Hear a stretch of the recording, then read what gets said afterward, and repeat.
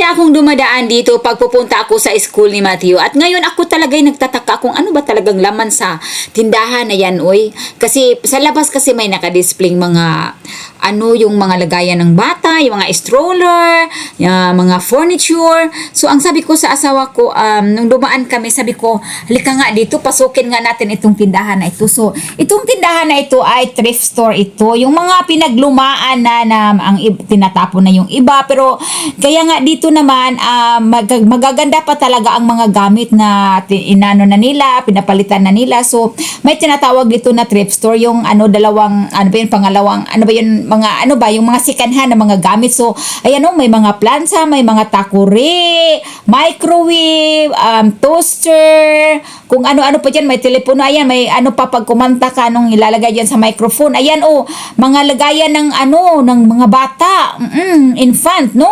May mga plato, ang dami-dami. So, pero yung building na to, pag titingnan mo doon sa labas, parang ewan ko, hindi magandang tingnan ba, pero nung pumasok nga kami, sabi ko, hala, ang dami palang mga gamit dito. Ayan, mga second-hand na yung suit ng panglalaki.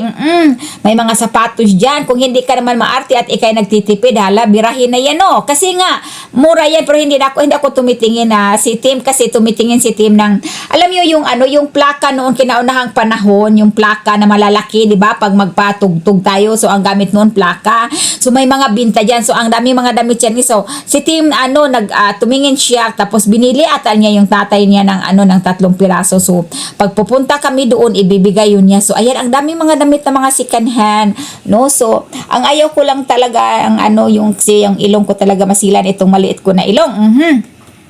So ayan po, mga damit ng pangbabae, pero lang kaso malalaki talaga, may magagandang jacket pa dyan na parang bago. Ayan, yung hinawakan ko na yan, mukhang bago pa talaga siya, yung mga jacket na yan. Nagaganda pa naman, pwede pa talaga maisuot. Kung sa atin pa yan, okay yan sa atin, talagang mabinta talaga yan kaagad. Yan, may mga bag dyan. So minsan kasi sa mga ganitong tindahan ay makachamba ka ng magandang bag talaga. So mayroon pang damit pang kasal, sa mga ikakasal, ayan, pwede yan, pero murang-mura na nga lang talaga dyan, nag $1 ata, hindi ko mas may bumili kasi doon na mama, tapos narinig ko na ibibigay na lang daw niya ng $6, ganyan, So murang-mura lang, pag hindi ka naman talaga maarte at labahan lang yan siya, okay na yan. Dami-daming mga nanay, mga mga pants ba na pang dress pants talaga ng mga lalaki, iba't ibang mga sapatos dyan na basta parang ukay-ukay nga yan sa atin, pero may pwesto lang sila. So may mga diapers pa sila, mga nanay sa mga bata, kinarton, at may mga may mga unan. Yung mga unan na yan, mga nanay, mga sikanhan na yan siya, Ayan si Daddy Tim, ayan dyan si Daddy Tim naghagilap ng yung plaka ba, yung sinaunang panahon na mga plaka. Kasi yung daddy ni Tim, mahilig sa ganyan, at mayroon din siyang, ewan ko yan, bang tawag yan, na ilalagay yung plaka, tapos tutugtog, hindi ko alam yan. So, pagkatapos lumabas kami sa park, kasi ang katabi dyan ng park, mga nanay, tingnan nyo naman ang park, mga nanay, ang ganda-ganda, green na green ang mga puno, may mga upuan din, pero alam nyo ba, mga nanay, nakapaligid ang dyan, ang camera. Everywhere, every corner, may camera. So, pagkatapos umuwi na kami, at bago kami umuwi pala, dumaan kami dito, may antique boutique na tindahan. Sabi ko, pasukin natin yan. Alam nyo ba mga kamami, ang ganda-ganda ng quality ng mga damit nila dyan. Pag halatang-halata talaga, pag hinahawakan, alam na alam ko talaga ang ganda ng quality. Kaso lang, ang lalaki naman, kasi wala akong size dyan, lalaki. Pero, ayan na nga, pag magsusot ka ng damit and you are sophisticated, ayan, mga dyan, mga yung pangdamit talaga na pang formal na mga damit ba, cocktail siya, pero maganda nga yung mga yung mga matured na mga babae, yung mga ganyan. So ang ganda ng hindi masyado sa camera, pero sa personal talaga ang ganda. Nagustuhan ko talaga yung quality niya. Halatang halata talaga na matibay. Pero ang presyo din mga nanay, halata na mabuslot din ang iyong bulsa. Pero talagang maganda talaga. Pero wala man akong size dyan mga nanay, kasi American size man yan. Wala mang 0 dyan or 1. Naglalaro lang kasi ako sa 1 or 0, double 0. So ayan, Kaya ito pala ang laman. Matagal na kami ditong tumitira pero hindi namin yan napasukan. So yun na nga, nag-driving around kami at napadaan nga kami dito. Ayan, lahat naman yan brand new, hindi yan second hand. Pero yung kanina unahan second hand yun, pero ito na dito hindi to second hand. Ang gaganda ng mga tela niya. May mga dyan, jewelry, fashion jewelry, no? Parang magmukha tayong gwafa. Hello mga kamami. Nag-uol, nagtanaw si Daddy Tim na ako nga nag-jacket ko nga 82 degrees. Sabi ni Tim, you don't need to wear that jacket, it's hot. Ay, ginawa ko. Kasi nga sa loob ng bahay parang pa rin, parang malamig pa rin. Bulan yung tanaw. Yan nag-jacket siya. Ano you know?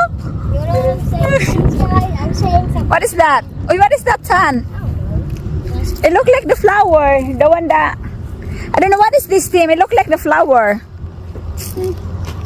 Wow, little baby. Say hi. Hi. I want to introduce. Go.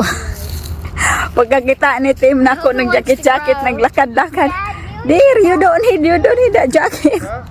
Iwan man siya nga, di man siya masulob. Ako man. Go. Welcome to the Filipino. Siyempre tiny ako, madali akong ang tiny people kasi madaling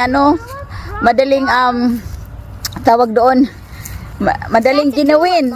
Nang dahil hindi ko nga alam kung anong temperature na sa labas kasi nga sa loob ng bahay parang malamig pa rin. Pati si Mateo sinuotan ko ng jacket. Mateo, can you remove that jacket? It's hot. Come on, we're gonna wait for you. It's okay, baby love. See? It's 80 degrees. Why dear, you don't wanna see? It's hot. You don't wanna look at me. I'm wearing the jacket. You don't have jacket now. Ako yung ginawa ko. Alam, pangasawa pa mo Pilipina kay Badlongon yung Pilipina. Mga asahay po mga kamami, no? Masarap man magbabadlong ay. Alam niyo ba mga kamami, meron nag-comment doon sa sa video ko. Hold on dear. Sabi niya, alam mo Ma'am Jean, kahit mukha kang siraulo, I love you pa din. Siguro pag mag-joke ako mga kamami, hindi niya talaga nag-gets ba? Hindi ko alam, baka taga siya, yung ibang Daming tawa ko talaga mga kamami. Ay, naaliw ako sa mga videos ko. Nakakaliman din pala magbabasa ng mga comments. And I love you all, mga mami na mababait. I love you and I mean it. So, andito na naman tayo sa aming mahiwagang town, no? So, maghanap tayo ng makain, of course. Kasi pagkain is life, mga kananay, no?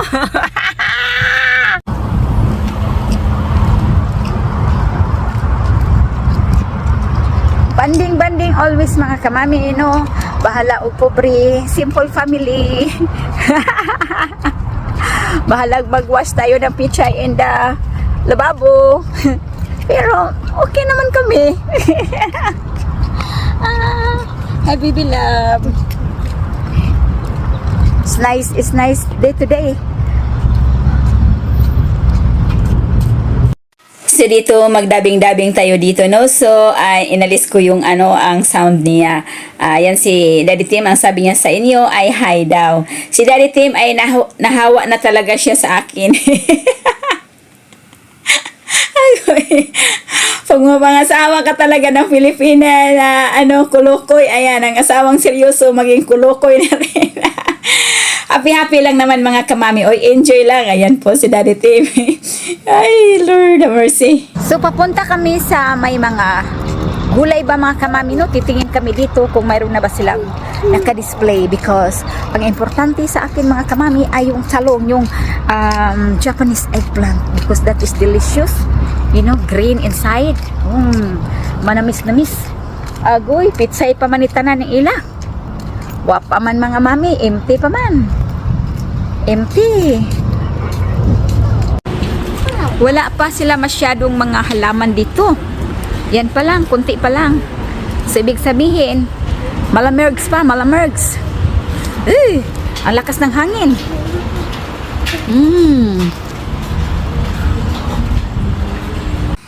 So dito banda tayo ay magdabing na naman kasi mayroon silang something sa inside, no? So inalis ko yung sound. So si Daddy Tim nang dahil nga ay mag-i-spring na at magsa-summer. So alam naman natin na kami talagang mag-asawa ay may konti talaga kaming maliit.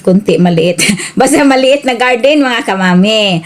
Ayan po, nagpili-pili dyan si Daddy Tim ng mga seeds na itatanim at alam ko ang pinipili talaga niya hindi mawawala yung tomato kasi ang mga American mahilig yan sa tomato. So habang si Daddy Tim ay namimili ng mga seeds doon, ako naman ay umupo at nag-rocking lang dyan mga kamami at giniginaw talaga ako ang ginaw ng hangin dito sa amin. Nang dahil ako ay Pilipina at every year may garden talaga ako kaya si Daddy din ay supported talaga siya sa aking pag-garden. Ayan, so kung ano ang pipiliin niya dyan na seed, alam ko may okra talaga yan, hindi mawala yan. Paborito kasi niya yung okra at saka yung yung tomato. Ayan ang mga plants nila, no?